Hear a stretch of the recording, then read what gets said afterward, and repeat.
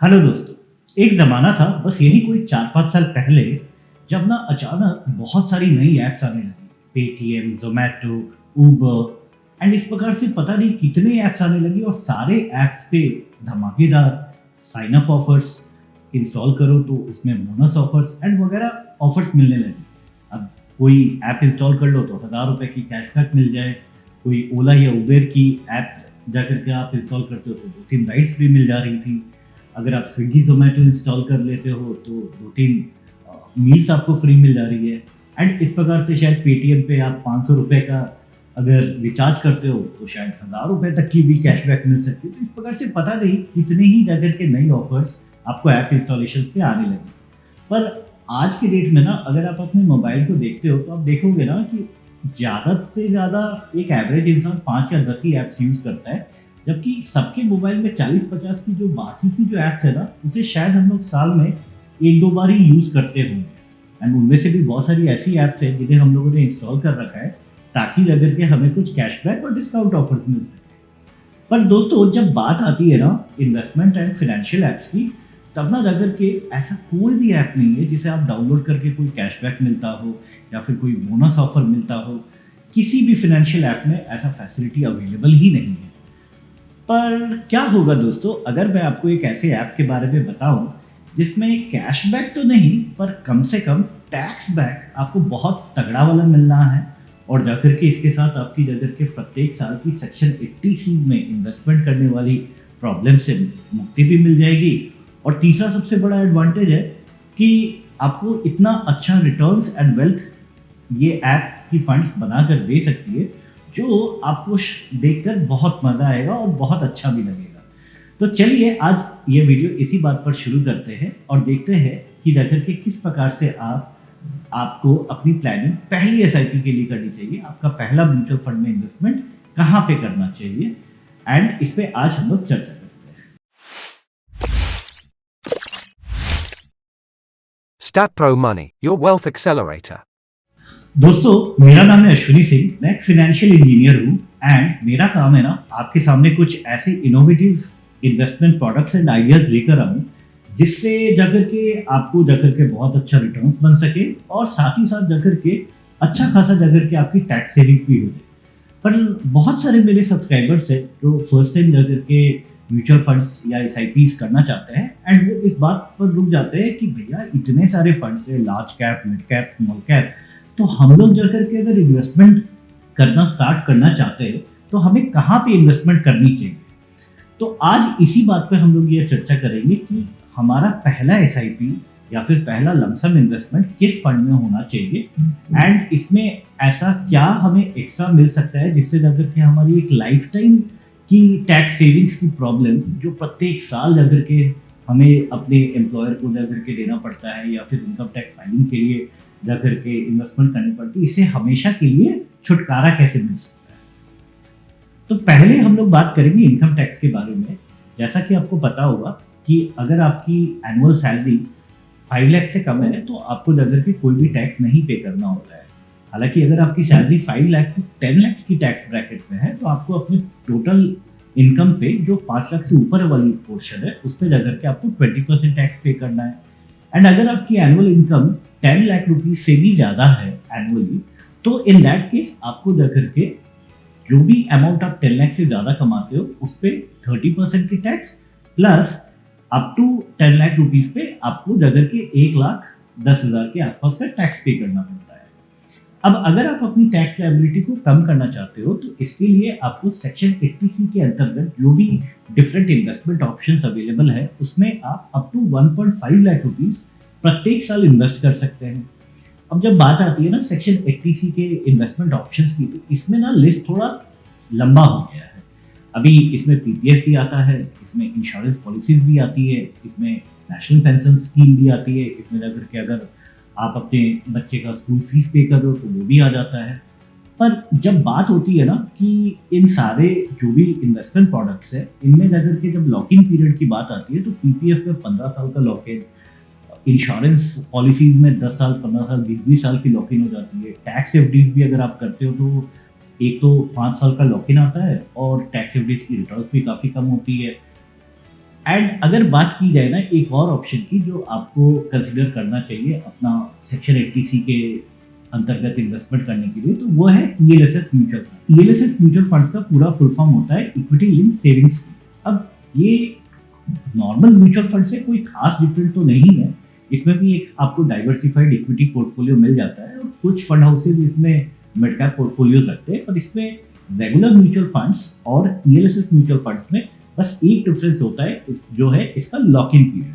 अब जहाँ पे आप कोई भी इक्विटी फंड्स लेते हो तो आप आज इन्वेस्ट करके कभी भी अपने पैसे विड्रॉ कर सकते हो। हालांकि अगर आप 1 साल के अंदर विड्रॉ करते हो तो आपको short term capital gain taxes plus आपको एक एग्जिट लोड आपको पे करना होता है।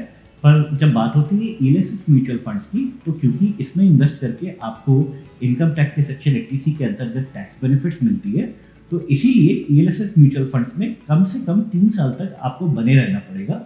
यानी अगर आपने आज कोई इन्वेस्टमेंट किया है ईएलएसएस म्यूचुअल फंड में, तो अगले 3 सालों तक आप वो इन्वेस्टमेंट विड्रॉ नहीं कर पाएंगे। आप ये इन्वेस्टमेंट 3 साल के बाद हालांकि विड्रॉ कर सकते हैं और उस पर कोई भी एग्जिट लोड नहीं लगेगा। पर ये तो ठीक है, ईएलएसएस म्यूचुअल फंड्स में ऐसा स्पेशल क्या है कि मुझे बाकी जो भी इन्वेस्टमेंट ऑप्शन है जैसे कि एनपीएस हो गया, पीपीएफ हो गया, इनको छोड़ करके मुझे ईएलएसएस म्यूचुअल फंड्स में ही क्यों इन्वेस्ट करना चाहिए एंड इससे मेरा लाइफ टाइम का टैक्स सेविंग्स वाला प्रॉब्लम कैसे सॉल्व हो सकता है। तो इसके पीछे ना जो सीक्रेट है वो है इसका छोटा लॉकिंग टेन्योर। इसका क्योंकि लॉकिंग टेन्योर सिर्फ 3 साल का है, तो इसका मतलब ये है कि आप अगर अपनी इन्वेस्टमेंट सिर्फ 3 साल के लिए अगर इस फंड में करते हो तो चौथे साल में आप अपने ओरिजिनल इन्वेस्टमेंट को विड्रॉ करके वापस उसे री इन्वेस्ट करके अगले 3 सालों के लिए भी जाकर के बेनिफिट सेक्शन 80C की उठा सकते हो। इसको मैं थोड़ा डिटेल्स में आपको अपनी पर्सनल एग्जांपल से समझाता हूँ। तो मैंने ना जैसे अपना इन्वेस्टमेंट 2009-10 से और सीरियस बेसिस स्टार्ट किया। 2009-10 में तब सेक्शन 80C की जो डिडक्शन लिमिट थी ना वो 1.5 लाख रुपए नहीं थी, वो 1 लाख रुपए ही हुआ करती थी। तो ऑब्वियस ही बात है कि अगर जाकर के सेक्शन 80C में अगर 1 लाख रुपए की ही मैक्सिमम डिडक्शन ली जा सकती है तो हमें ऑब्वियसली जाकर के 1 लाख रुपए ही इन्वेस्ट करने थे उस टाइम पे। तो मैंने 2009-10 में 1 lakh rupees ELSS mutual funds में इन्वेस्ट किया एंड मैंने सेम प्रोसेस अगले 2 सालों तक फॉलो किया। तो 2010-11 में भी मैंने वापस 1 लाख रुपए इन्वेस्ट किया, 2011-12 में भी मैंने वापस 1 लाख रुपए इन्वेस्ट कर दिया। अब क्योंकि मैं प्रत्येक साल 1 लाख रुपए करके इन्वेस्ट कर दे रहा था, तो क्योंकि तब जा करके इनकम टैक्स 20% टैक्स स्लैब के हिसाब से मुझे भरना पड़ता था, तो 20% के हिसाब से प्रत्येक साल मुझे 20,000 का अपफ्रंट टैक्स सेविंग्स भी हो गया। तो 3 सालों में मैंने कम से कम 60-70 हज़ार रुपए का टैक्स सेव तो कर लिया। पर ये तो ठीक है, रिटर्न्स भी जाकर के on an average ELSS mutual funds regular equity mutual fund के बराबर ही देते हैं। पर ऐसा स्पेशल क्या है जिससे जाकर के लाइफ टाइम की प्रॉब्लम टैक्स सेविंग्स की पूरी हो जाती है? देखिए दोस्तों, आज ना मैं आपको एक सीक्रेट बताने वाला हूँ, एक ट्रिक बताने वाला हूँ जिसे मैं पिछले 10-12 सालों से यूज़ कर रहा हूँ। एंड आप शॉक हो जाओगे ये बात सुन करके कि पिछले 11 सालों से मैंने सेक्शन 80C में कोई भी नया इन्वेस्टमेंट अपने पॉकेट से तो नहीं किया है, फिर भी प्रत्येक साल मुझे 1.5 लाख रुपए की एनुअल सेक्शन 80C के ईएलएसएस इन्वेस्टमेंट्स करने पे 46,000 रुपीज़ के आसपास का टैक्स सेविंग्स प्रत्येक साल होता है। तो चलिए अब जानते हैं ये होता कैसे है। देखिए 2009-10 में मैंने जो 1 लाख रुपए जो इन्वेस्ट किए थे, ये 3 साल के बाद आप इसे मेच्योर कह सकते हो, पर टेक्निकली ये लॉक फ्री हो गया। तो फाइनेंशियल ईयर 2012-13 में ना जब मुझे फिर से सेक्शन 80C में ईएलएसएस म्यूचुअल फंड में इन्वेस्ट करने की ज़रूरत थी, तो मैंने सोचा कि मैं वापस नए से क्यों इन्वेस्ट करूं, क्यों ना जो मेरे फंड्स जो मैंने 2009-10 में इसमें इन्वेस्ट कर रखा था उसे मैं एक दिन के लिए विड्रॉ कर लेता हूँ अपने बैंक में और इसे वापस जा करके री इन्वेस्ट कर देता हूँ सेम फंड में। तो इससे होता क्या है कि फिर से मेरे पैसे 3 सालों के लिए लॉक हो जाएंगे और मेरा टैक्स सेविंग्स तो नया कोई इन्वेस्टमेंट किए बिना हो जाता है। तो मैंने 2012 में भी जाकर के ये प्रोसेस को रिपीट किया। सिमिलरली 2013 में जो पैसे मैंने 2010-11 में इन्वेस्ट किया था ना, वो 3 साल लॉक इन फ्री यूनिट्स बन गए। सिंपल भाषा में इसे कह सकते हैं मैच्योर हो गया। एंड मैंने जाकर के 2013-14 में उन पैसों को फिर से री इन्वेस्ट कर दिया अगले 3 सालों के लिए। तो 5 साल में मैंने लगभग जाकर के 1,00,000-1,25,000 रुपए का टैक्स सेविंग्स भी कर दिया। अब 2014-15 में ना एक बड़ा ट्विस्ट है। अभी आपको याद होगा कि 2014-15 में नरेंद्र मोदी जी इंडिया के प्राइम मिनिस्टर पहली बार बने थे, जब कांग्रेस गवर्नमेंट के बाद बीजेपी की सरकार आई थी। एंड तब ना अचानक क्या हुआ कि स्टॉक मार्केट जो पिछले 3-4 सालों से काफ़ी एवरेज रिटर्न्स जनरेट कर रहा था, वो अचानक बहुत ऊपर चला गया। इनफैक्ट एक साल में निफ्टी करीब करीब 6,000 से 10-11 हज़ार तक चली गई थी। 2014-15 की बात कर रहा हूँ। तो इसमें क्या हुआ कि मैंने भी 2012-13 में जो पैसे मैंने इन्वेस्ट किए थे ना, यानी 1 लाख रुपए, वो बढ़ करके करीब करीब 2.25 लाख रुपए हो गए।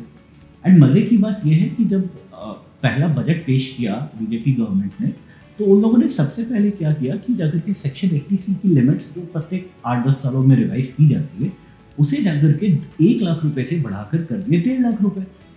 पर मुझे तो 1.5 लाख रुपए नए से तो इन्वेस्ट करने की कोई ज़रूरत थी नहीं। क्यों नहीं थी? क्योंकि मैंने जो 2012-13 में इन्वेस्टमेंट कर रखा था, उसकी वैल्यूएशन तो ऑलरेडी 2.25 लाख के आसपास हो गई है। अभी मुझे करना क्या होगा? मुझे बस उन पैसों को सिर्फ 1 दिन के लिए विड्रॉ करना है अपने अकाउंट में और वापस अगले दिन इसे फिर से 3 साल के लिए री इन्वेस्ट करना है। हालांकि एक सिंपल प्रोसेस भी है, जिसमें आपको विड्रॉ करके बैंक में लेके आओ पैसे और उसे वापस री इन्वेस्टमेंट करने के झंझट से भी मुक्ति मिलती है। वो है, आप जो भी फंड्स आपके मोर देन 3 ईयर्स हो जाते हैं, इसे जाकर के आप किसी भी डेट फंड में 1-2 दिन के लिए स्विच आउट कर सकते हैं एंड वापस जाकर के डेट फंड से इसे री इन्वेस्ट कर सकते हैं सेम ELSS फंड में, जिससे जाकर के आपने अपना कैपिटल गेन भी बुक कर लिया और क्योंकि आपने STT पे कर दिया है और आपने वापस री इन्वेस्टमेंट कर दिया है, तो गवर्नमेंट आपको जाकर के सेक्शन 80C की ELSS में इन्वेस्टमेंट करने की बेनिफिट भी डिनाई नहीं कर सकती है, तो वो बेनिफिट भी आपको मिल जाता है। अब 2014-15 से आज का 2023 हो गया, पिछले 9 साल से, क्योंकि मैं 30% टैक्स ब्रैकेट में आता हूँ, तो प्रत्येक साल 1.5 लाख रुपए के इन्वेस्टमेंट पे ना 46,200 रुपीज़ का मेरा टैक्स सेविंग्स होते आ रहा है। इनफैक्ट पिछले 9-10 सालों में मैंने ऑलरेडी 4-4.5 लाख रुपए टैक्स सेव कर लिया और उसके पहले के 4-5 सालों में करीब करीब 1.25 लाख के आसपास के टैक्स बच गया। तो मैंने सिर्फ 3 लाख रुपए इन्वेस्ट करके पिछले 15 सालों में करीब करीब 6 लाख रुपए की तो टैक्स सेविंग्स कर ली। अभी आपको ये पूछना चाहिए कि ओरिजिनल जो आपने 3 लाख रुपए इन्वेस्ट किए थे, उसका आज के डेट में क्या हुआ? हाँ, ये भी इंटरेस्टिंग बात है, पर पहले तो ये हम लोग समझते हैं कि अगर 3 लाख रुपए इन्वेस्ट करके 14 सालों में 4.5-5-6 लाख रुपए का टैक्स ही बच जाता है, तो रिटर्न्स के बारे में सोचता ही कौन है? पर ऐसा नहीं है कि ELSS म्यूचुअल फंड भी काफ़ी अच्छा रिटर्न देता है। एंड अगर आप कोई भी ELSS म्यूचुअल फंड्स की आप पास्ट 10-12-15 साल की हिस्ट्री देखते हो ना, तो ऑन एन एवरेज सारे फंड ने 13-14% का रिटर्न जनरेट किया है। तो इनफैक्ट मैं अपने परफॉर्मेंस चेक कर रहा था एंड मैंने देखा कि मैंने जो ओरिजिनली जो 3 लाख रुपए यानी 1-1 लाख रुपए पहले 3 सालों में इन्वेस्ट किया था, उसकी वैल्यूएशन आज के डेट में करीब करीब 14.5 लाख रुपए हो चुकी है। तब के ज़माने में जब कि निफ्टी ज़्यादातर 5-6 हज़ार का हुआ करता था, आज ऑलरेडी 18,500 तक इंडेक्स पहुंच चुका है। एंड मेरे फंड की वैल्यू भी अकॉर्डिंगली 4.5 to 5 टाइम्स मुझे 12-13 सालों में ऑन एन एवरेज रिटर्न्स भी बन गए। बात ये सोच कर देखो, 3 लाख रुपए तो मैंने इन्वेस्ट किए, इससे जाकर के सिर्फ 3 साल मुझे मेहनत करना पड़ा इन्वेस्टमेंट करने का, क्योंकि बहुत लोगों को तो इन्वेस्टमेंट एक मेहनत भी लगता है ना। जिससे क्या हुआ कि पिछले 14 सालों से जाकर के मैंने टैक्स बेनिफिट का फ़ायदा उठाया, ऑलरेडी 6 लाख रुपए टैक्स सेविंग्स हो गया। एंड क्योंकि अभी मेरी उम्र 35-36 है, तो अगले 25 सालों तक अगर मैं काम करता हूँ यानी रिटायरमेंट एज तक, तो अगले 25 सालों में कम से कम 10-12 लाख रुपए तो और टैक्स मेरे बच ही जाएंगे। तो ओवरऑल अगर देखा जाए ना, तो अगर आपकी एज 30s, अगर आप अर्ली 30s या 40s में हैं, तो अगले 20-25 सालों में तो आपकी टैक्स सेविंग 10 लाख रुपए के ऊपर हो जाती है। हालांकि आज की डेट में अगर आप ELSS म्यूचुअल फंड में स्टार्ट करते हो तो आपको 1.5 लाख करके 3 साल यानी 4.5 लाख रुपए इन्वेस्ट करना है। पर ऐसा भी हो सकता है कि 4-5 सालों बाद अगर इनकम टैक्स की जो डिडक्शन लिमिट्स है उसको अगर गवर्नमेंट रिवाइज करके वापस 2 लाख या 2.5 लाख रुपए कभी करती है, तो आपको जाकर के नए से इन्वेस्टमेंट करने की शायद ज़रूरत ना पड़े। बिकॉज हो सकता है 4-5 साल बाद जब भी इन्वेस्टमेंट लिमिट्स को इंक्रीज़ की जाए तो आपकी फंड की वैल्यू भी तब तक बढ़ जाए, तो जो फ़ायदा मुझे 2014-15 से मिल रहा है वो शायद आपको भी मिल पाए। तो ओवरऑल अगर मैं देखता हूँ ना ELSS म्यूचुअल फंड की लास्ट 14 साल का परफॉर्मेंस, तो एक तो कैपिटल मेरा 5 टाइम्स इंक्रीज हो गया, साथ ही साथ मुझे 3 लाख रुपए इन्वेस्ट करके पिछले 12-14 सालों में 6 लाख का टैक्स सेविंग्स भी हो गया। अगले 20-25 सालों तक क्योंकि मैं ये प्रोसेस रिपीट करने वाला हूँ, तो मुझे और भी 10-12 लाख रुपए के टैक्स बच जाएंगे और 14 लाख रुपए अगले 20-25 सालों में कम से कम 2-2.5-3 करोड़ भी हो सकते हैं। यानी 13-14% की रिटर्न्स अगर मैं एज्यूम करता हूँ, और अगर मैं इन फंड्स में 20-25 सालों तक री इन्वेस्टेड रहता हूँ, तो अगर नॉर्मल 13-14% का भी रिटर्न आता है तो इतना तो कैपिटल बन ही जाएगा। तो रिटर्न्स तो सबसे बढ़िया, एंड जहाँ पे बात आती है टैक्स सेविंग्स की, तो वो भी अच्छा हो गया। एंड उससे भी बड़ी बात पता है क्या है, वो ये है कि सिर्फ 3 साल अगर मैं जाकर के इन्वेस्टमेंट कर लेता हूँ ना, तो प्रत्येक साल की झिक से जाकर के हमें हमेशा के लिए मुक्ति मिल जाती है। तो अगर आप भी पहली बार जाकर के म्यूचुअल फंड्स में इन्वेस्टमेंट करना शुरू कर रहे हो, तो इसके लिए आपको अपनी पहली एसआईपी या lump sum investment ELSS mutual funds में करनी चाहिए। तो पहला इन्वेस्टमेंट ऑप्शन आप ईएलएसएस म्यूचुअल फंड्स को चूज करें। अगर आपकी ऑलरेडी पीपीएफ वगैरह बाकी कोई भी स्कीम्स के थ्रू सेक्शन 80 की लिमिट्स थोड़ा बहुत यूज हो जा रही है, तो उसे माइनस करने के बाद जो अमाउंट आपका शॉर्टफॉल रहता है उसी अमाउंट का ज़्यादा करने की भी जरूरत नहीं है। एंड इससे आपको अगर के इस प्रोसेस को बस 3 साल तक फॉलो करना है, जिससे आपको लाइफ टाइम जगह के ये प्रत्येक साल की ड्यूटी से मुक्ति भी मिल जाती है। एंड बात की जाए तो इसमें इन्वेस्ट कैसे करें, एसआईपी से करें या लमसम से, तो देखिए अगर आपको साल के 1.5 लाख रुपए इन्वेस्ट करने हैं, तो आप चाहो तो इसे 12 इंस्टॉलमेंट में 12,500 करके अगले 3 साल का आप एसआईपी कर सकते हो। तो प्रत्येक महीने आपके अकाउंट से 12,500 रुपए डेबिट हो जाएंगे और पूरे साल के हो गए 1.5 लाख रुपए। और इसी प्रकार से 3 साल की एसआईपी भी अगर करते हो तो आपको लाइफ टाइम जाकर के टैक्स सेविंग्स का ऑप्शन मिल जाता है। ऑल्टरनेटली अगर आप चाहते हो तो जाकर के आप एक वन टाइम प्रत्येक साल यानी अगले 3 सालों के लिए प्रत्येक साल एक वन टाइम 1.5 लाख रुपए तक की आप इन्वेस्टमेंट सेक्शन 80 में कर लीजिए, जिससे जाकर के आपको पूरी लाइफ जाकर के ये फैसिलिटी मिलते रहेगी। और अगर आप भी म्यूचुअल फंड्स में इन्वेस्टमेंट करना स्टार्ट करना चाहते हो और ईएलएसएस म्यूचुअल फंड्स के साथ आप अपनी शुरुआत करना चाहते हो, तो आज ही डाउनलोड करें द स्टैटप्रो मनी ऐप।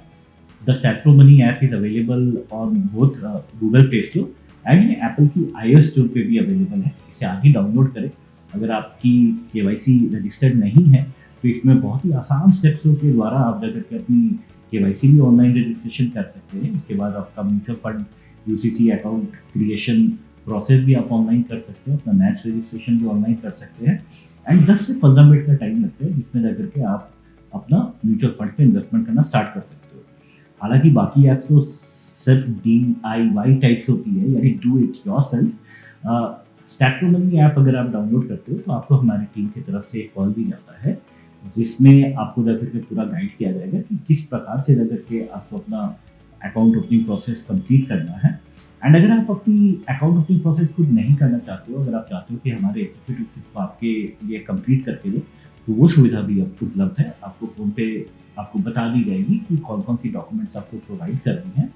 आपकी जो भी डॉक्यूमेंट्स की रिक्वायरमेंट होती है वो आपको प्रोवाइड करनी होती है। एंड जैसे ही आपने अपने डॉक्यूमेंट्स हमें प्रोवाइड करते हैं, हम लोग आपकी अकाउंट ओपनिंग की प्रक्रिया ऑनलाइन शुरू कर देते हैं। एंड 10 से 15 मिनट के अंदर आपकी म्यूचुअल फंड अकाउंट रेडी हो जाती है, जिससे जाकर के आप इन्वेस्टमेंट्स कर सकते हो। एंड इन्वेस्टमेंट भी आप फ़ोन के थ्रू भी कर सकते हो, व्हाट्सएप के थ्रू भी कर सकते हो और ऐप के थ्रू खुद भी कर सकते हो। तो चलिए अब ये बात करते हैं कि ये तो डिसाइड हो गया कि एसआईपी करना है या लमसम करना है, कौन सा फंड में इन्वेस्टमेंट करना है। कुछ मुझे ऐसा भी आपको बताना चाहिए कि ईएलएसएस म्यूचुअल फंड तो चलो मार्केट में बहुत सारी हैं, इनमें से कौन से फंड्स में इन्वेस्ट करना चाहिए। तो पहले ये समझते हैं कि म्यूचुअल फंड्स में अगर कोई भी सेक्टर में अगर हमें इन्वेस्ट करना है, कोई भी टाइप ऑफ फंड में हमें इन्वेस्ट करना है, तो 2-3 ऐसे कौन सी इंपॉर्टेंट पैरामीटर है जो हमें पहले चेक करना है। अगर आप मेरे रेगुलर व्यूवर हो और आपने मेरी दूसरी वीडियोस देख रखी है, तो मैं सिर्फ और सिर्फ क्रिसिल द्वारा प्रोवाइड की गई रेटिंग पे विश्वास करता हूँ, क्योंकि मेरा यही मानना है कि क्रिसिल जो कि एक बहुत रिनाउंड ऑर्गेनाइजेशन है, जो जिसके बेसिस पे सारे जाकर के इंडिया में कंपनीज एंड बॉन्ड्स जो भी वो लोग इशू करते हैं उनकी रेटिंग क्रिसिल करती है। और भी 2-4 क्रेडिट रेटिंग एजेंसी है, पर ज़्यादातर मार्केट क्रिसिल का है। तो क्रिसिल की जो रेटिंग रहती है म्यूचुअल फंड स्कीम्स की, उसके हिसाब से ही हमें चलना चाहिए। क्रिसिल ने प्रत्येक म्यूचुअल फंड स्कीम को जाकर के 1 स्टार से लेकर के 5 स्टार तक रेट करके रखा है। एंड ऑब्वियसली बात है कि 5 स्टार रेटिंग वाली जो स्कीम्स है उसमें सबसे बढ़िया जगह के परफॉर्मेंस आपको मिलेगा। एंड इसको छोड़ करके दूसरा जो इम्पोर्टेंट पैरामीटर है जो मैं इंश्योर करता हूँ कोई भी फंड अपने क्लाइंट्स को रिकमेंड करने के पहले, वो है फंड की AUM।